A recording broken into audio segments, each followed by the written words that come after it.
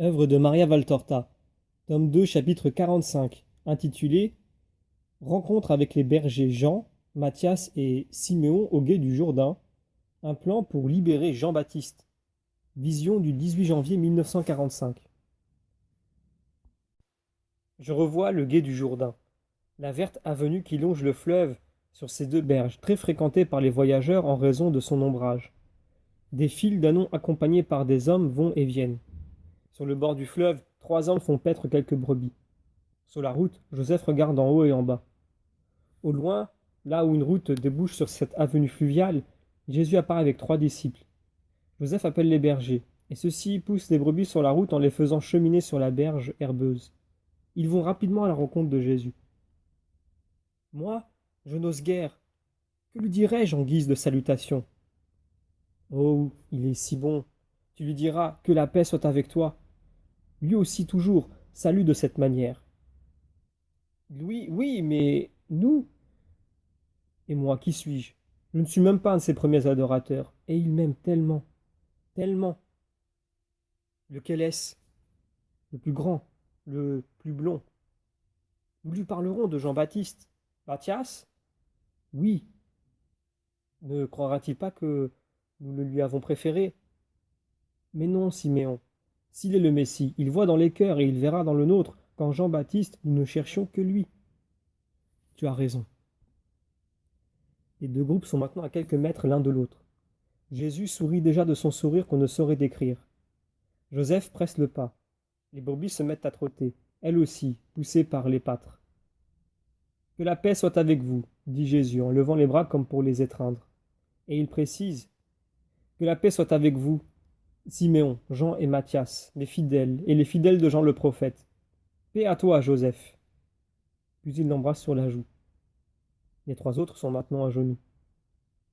Venez, mes amis, sous ces arbres, sur la grève du fleuve, et parlons. Ils descendent, et Jésus s'assied sur une souche qui dépasse les autres par terre. Jésus sourit et les regarde très attentivement un par un. Laissez-moi connaître vos visages. Vos âmes, je les connais déjà, comme des âmes de justes qui recherchent le bien qu'ils aiment, contre tous les intérêts du monde. Je vous apporte le salut d'Isaac, d'Élie et de Lévi, et un autre salut, celui de ma mère. Avez-vous des nouvelles de Jean-Baptiste? Les hommes, jusqu'alors rendus muets par la timidité, se rassurent. Ils retrouvent la parole.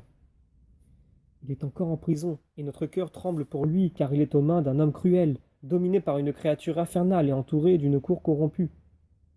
Nous l'aimons. Tu sais que nous l'aimons et qu'il mérite notre amour. Depuis que tu as quitté Bethléem, nous avons été frappés par les hommes.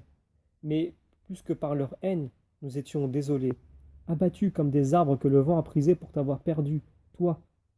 Nous avons ensuite traversé des années de peine, comme quelqu'un qui aurait les paupières cousues, cherchant le soleil et ne pouvant le voir parce qu'il lui est aussi en prison et ne peut même pas le reconnaître à la tiédeur qu'il sent sur sa peau.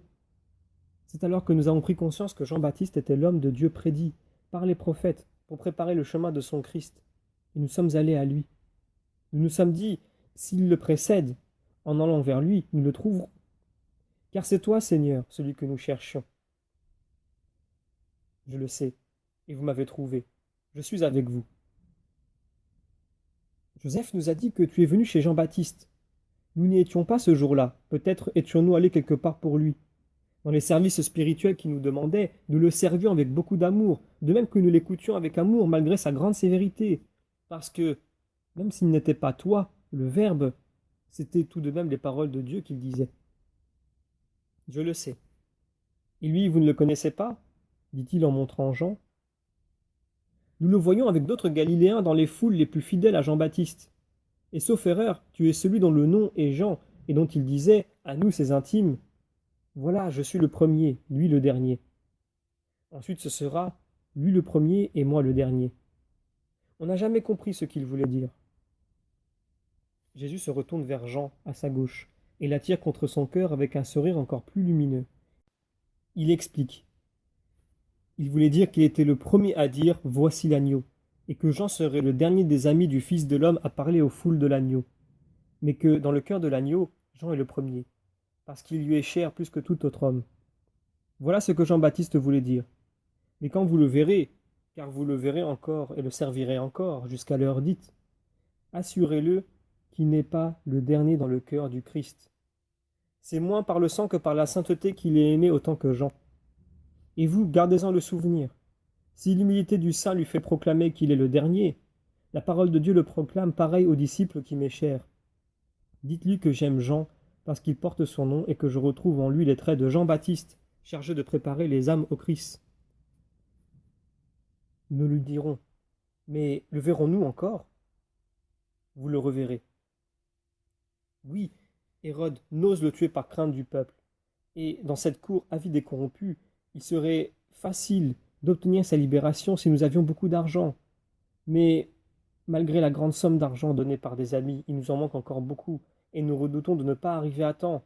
Alors il sera quand même tué. Combien pensez-vous qu'il manque pour le racheter? Pas pour le racheter, Seigneur. Hérodiade le hait trop, et elle domine trop Hérode pour penser qu'on puisse arriver à le racheter. Mais je crois savoir que tous ceux qui ambitionnent le trône sont réunis à Machéronte. Tous veulent profiter, tous veulent dominer, des ministres jusqu'aux serviteurs. Et pour faire le coup, il faut de l'argent. Nous aurions même trouvé un homme qui laisserait sortir Jean-Baptiste en échange d'une grosse somme. Hérode même le désire peut-être, parce qu'il a peur. Rien que pour cela. Peur du peuple et peur de sa femme. Ainsi, il satisferait le peuple et sa femme ne l'accuserait pas de l'avoir irrité. Et combien demande cette personne? 20 talents d'argent. Or, nous n'en avons que 12 et demi. Judas, tu as dit que ces bijoux sont très beaux. Beaux et de grande valeur. Combien peuvent-ils valoir? Il me semble que tu t'y entends. Oui, je m'y entends. Pourquoi veux-tu savoir leur valeur, maître? Veux-tu les vendre? Pourquoi? Peut-être. Dis-moi combien peuvent-ils valoir? Vendus dans de bonnes conditions, au moins 6 talents. En es-tu sûr? Oui, maître. Le collier à lui seul, gros et lourd, vaut au moins 3 talents. Je l'ai bien examiné. Et aussi les bracelets. Je me demande comment les poignets fins d'Aglaé pouvaient en supporter le poids. C'étaient des menottes pour elle, Judas. C'est vrai, maître, mais beaucoup voudraient avoir de ces menottes-là. Tu crois? Qui? Mais beaucoup. Oui, beaucoup qui n'ont de l'homme que le nom.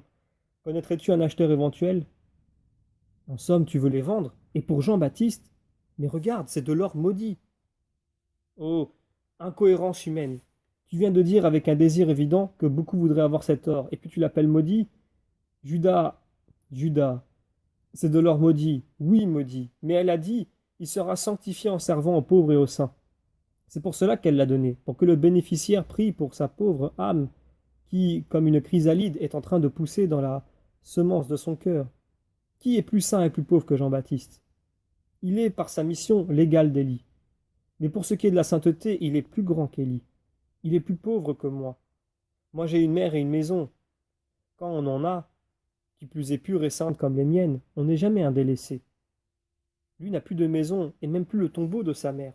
Tout a été violé, profané par la perversité humaine. Quel est donc l'acheteur? Il y en a un à Jéricho, et beaucoup à Jérusalem, mais celui de Jéricho, ah, c'est un rusé, levantin, batteur d'or, usurier, brocanteur, entremetteur, un voleur sûrement, homicide peut-être, certainement suivi par Rome.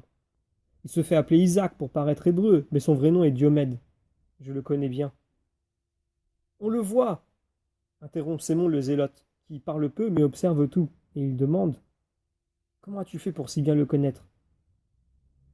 Mais, tu sais, pour faire plaisir à des amis influents, je suis allé le voir et j'ai fait des affaires. Nous, au temple, tu sais. Oui, vous faites tous les métiers, conclut Simon, avec une froide ironie. Judas rougit, mais se tait. Peut-il acheter? Demande Jésus. Je crois. L'argent ne lui manque jamais. Bien sûr, il faut savoir vendre, car c'est un grec astucieux, et s'il voit qu'il a affaire à une personne honnête, à une colombe qui sort du nid, il la plume à souhait. Mais s'il a affaire à un vautour comme lui, vas-y toi, Judas. Tu es le type qu'il faut. Tu as la ruse du renard et la rapacité du vautour. Oh, pardonne-moi, maître, j'ai parlé avant toi, ajoute Simon le zélote. Je suis de ton avis, et je dis donc à Judas d'y aller. Jean, accompagne-le, nous nous retrouverons au coucher du soleil. Le lieu du rendez-vous sera près de la place du marché. Va, et fais pour le mieux. Judas se lève aussitôt. Jean a les yeux implorants d'un petit chien que l'on chasse. Mais Jésus a repris la conversation avec les bergers et ne s'en aperçoit pas. Et Jean se met en route à la suite de Judas. Je voudrais vous être agréable, dit Jésus. Tu nous le seras toujours, maître. Que le Très-Haut te bénisse pour nous. Cet homme est ton ami? Il l'est. Ne te paraît pas possible qu'il le soit? Jean, le berger, baisse la tête et se tait. Le disciple Simon prend la parole. Seul celui qui est bon sait voir. Mais je ne suis pas bon et je ne vois pas ce que voit la bonté. Je vois l'extérieur. Celui qui est bon pénètre jusqu'à l'intérieur. Toi aussi, Jean, tu vois comme moi, mais le maître est bon, et il voit. Que vois-tu, Simon, en Judas? Je t'ordonne de parler. Voilà, je pense en le regardant à certains endroits mystérieux qui semblent être des antres de fauves ou des marais fétides. On n'en voit qu'un grand enchevêtrement, et on les évite de loin par peur. Alors que, alors qu'il y a aussi par derrière des tourterelles et des rossignols, et le sol abonde en sources bienfaisantes et en herbes salutaires. Je veux croire que Judas est comme cela. Je le crois parce que tu l'as pris. Toi qui sais. Oui, moi qui sais. Il y a beaucoup de repli dans le cœur de cet homme. Néanmoins, il ne manque pas de bon côté. Tu l'as vu à Bethléem et aussi à Kériot. Si ce bon côté humain, qui n'est que bonté humaine, s'élevait à la hauteur d'une bonté spirituelle, alors Judas serait tel que tu voudrais qu'il soit. Il est jeune. Jean aussi est jeune. Et dans ton cœur tu achèves, et il est meilleur. Mais Jean, c'est Jean. Aime-le, Simon, ce pauvre Judas, je t'en prie. Si tu l'aimes, il te paraîtra meilleur. Je m'y efforce pour toi, mais c'est lui qui brise tous mes efforts, comme on le fait des roseaux d'une rivière. Mais maître, je n'ai qu'une loi, faire ce que tu veux. C'est pourquoi j'aime Judas, en dépit de quelque chose qui crie en moi contre lui et dans ma conscience. Quoi donc, Simon? Je ne sais pas exactement. Quelque chose comme le cri de la sentinelle dans la nuit, et qui me dit, ne dors pas, sois vigilant. Je ne sais pas, cela n'a pas de nom, mais c'est un cri qui s'élève en moi contre lui. N'y pense plus, Simon, n'essaie pas de le préciser. Certaines vérités ne sont pas bonnes à connaître, et leur connaissance pourrait être pour toi cause de méprise. Laisse faire ton maître. Toi, donne-moi ton amour et pense qu'il me fait plaisir. Et tout s'achève.